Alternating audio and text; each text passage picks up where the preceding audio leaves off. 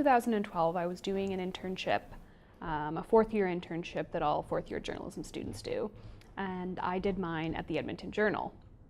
And this was probably 2 or 3 weeks into my internship, and it was a day that many of the other reporters were out of the office.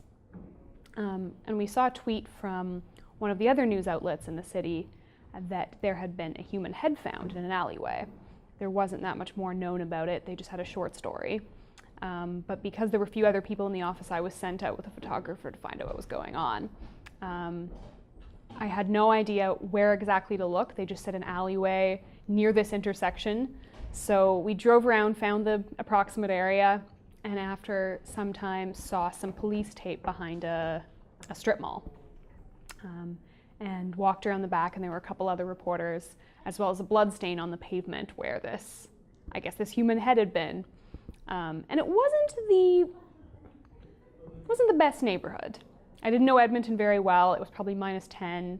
I wasn't dressed for the weather, and there had been this human head found.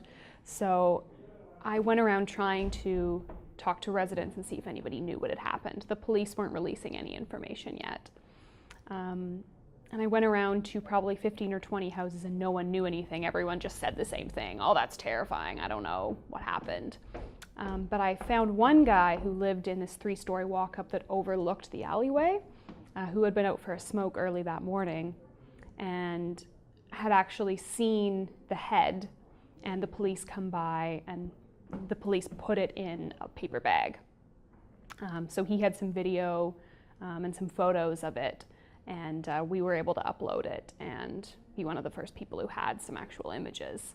But as a young reporter who had never really seen anything like this before, it felt pretty shocking to know that someone's severed head had just been there beforehand. So that was very bizarre, and the reaction I got from residents was confirmed that for me, that it was weird.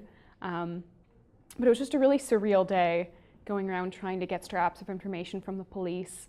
A few days later, it came out that they'd actually found the rest of his body south of Edmonton. It was a gang-related death, and they ruled it was a homicide. But it was my introduction into some of the weird crime that sometimes happens when you're on the crime beat, and the city of Edmonton, which often has some interesting crime stories. So that was pretty weird.